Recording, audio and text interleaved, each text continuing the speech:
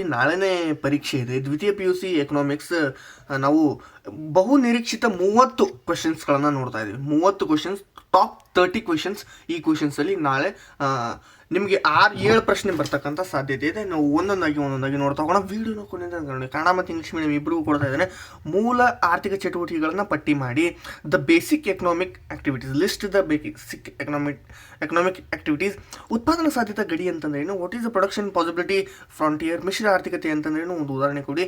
Don't worry about that. ನಾನು questions ಎಲ್ಲ ಚರ್ಚೆ ಮಾಡ್ತೀನಿ. ಕೆಳಗಡೆ ಆನ್ಸರ್ PDF ಪಿನ್ ಕಮೆಂಟಲ್ಲಿ ಕೊಟ್ಟಿರ್ತೀನಿ, ಅದನ್ನ ಹೋಗಿ ನೀವು ಓದ್ಕೊಳ್ಳಿ. ಬಟ್ ಈಗ ಚರ್ಚೆ ಮಾಡೋದು ಇಂಪಾರ್ಟೆಂಟ್. ಯಾವ್ಯಾವ ಕ್ವಶನ್ಸ್ ಇಂಪಾರ್ಟೆಂಟ್, ನೀವು ಅಲ್ಲಿ ಹೋಗಿ ಆನ್ಸರನ್ನು ನೋಡ್ಕೋಬೋದಾಗುತ್ತೆ. ಮಿಶ್ರ ಆರ್ಥಿಕತೆ ಅಂದ್ರೇನು? ಒಂದು ಉದಾಹರಣೆ ಕೊಡಿ. What is mixed economy? Give an example. ಅನುಭವಕ್ಕೆ ಆದರ್ಶ ಆಯ್ಕೆಯನ್ನು ನಿರ್ಧಾರ ಮಾಡ್ತಕ್ಕಂಥ 2 ಅಂಶಗಳು. ಚಾಯ್ಸ್.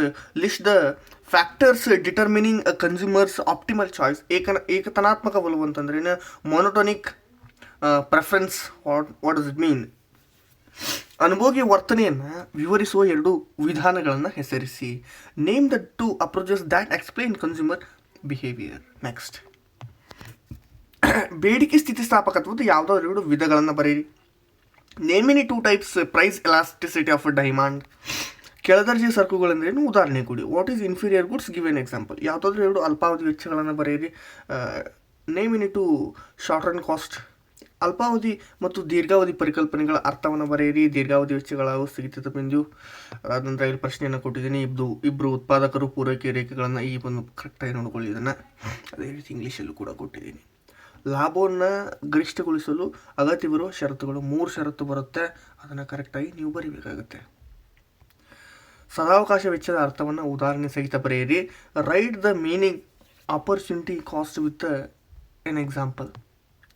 ಬೆಲೆ ಪೂರೈಕೆ ಸ್ಥಿತಿಸ್ಥಾಪಕತ್ವದ ಅರ್ಥವನ್ನು ನೀಡಿದಿ, ಅದರ ಸೂತ್ರವನ್ನು ಬರೆಯಿರಿ. Give the meaning of the price elasticity supply and write its formula. Next, ತಪಶೀಲು ಪಟ್ಟಿ ಶೇಖರಣೆ ಮತ್ತು ಕುಸಿತದ ಅರ್ಥವನ್ನು ಕೊಡಿ. Give the meaning inventory accumulation and decumulation. ವರ್ಗಾವಣೆ ಪಾವತಿ ಅಂತಂದ್ರೇನು? ಒಂದು ಉದಾಹರಣೆ ಕೊಡಿ. What is a transfer payment? Give an example. ನೈಜ GDP 400, ನಾಮಮಾತ್ರ GDP 450 ಆದರೆ ಅನಪ್ರಸರಣಕವನ್ನು ಲೆಕ್ಕ ಮಾಡಿ.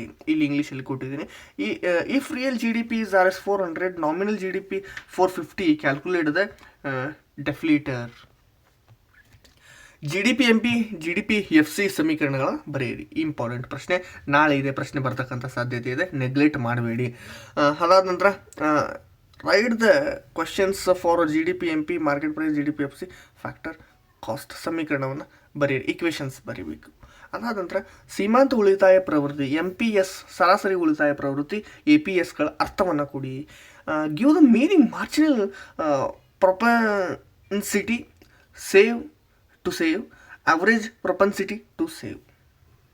ನೆಕ್ಸ್ಟ್, ಅನುಭೋಗ ಬಿಂಬಕದ ಯಾವುದಾದ್ರೂ 2 ಭಾಗಗಳನ್ನು ಬರೆಯಿರಿ. ಕೊಟ್ಟಿದ್ದೀನಿ, ನೋಡ್ತಾ ಹೋಗಿ. What are the 2 components of the consumption functions? ಮಿತವ್ಯಯದ ವಿರೋಧಾಭಾಸವನ್ನು ಬರೆಯಿರಿ. Paradox of thrift.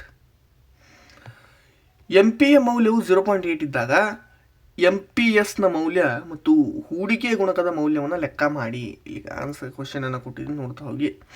ಅದಾದ ನಂತರ ನೆಕ್ಸ್ಟ್ ನೋಡೋದಾದರೆ ಯೋಜನಾ ಕಂದಾಯ ವೆಚ್ಚದ ಭಾಗಗಳನ್ನು ಹೆಸರಿಸಿ. ಪ್ರಮಾಣಾನುಗುಣ ಆದಾಯ ತೆರಿಗೆ ಸ್ವಯಂಚಾಲಿತ ಕಂಪನ ಗ್ರಾಹಕವಾಗಿ ಹೇಗೆ ಕೆಲಸ ಮಾಡುತ್ತದೆ? Why does proportional income tax acts as N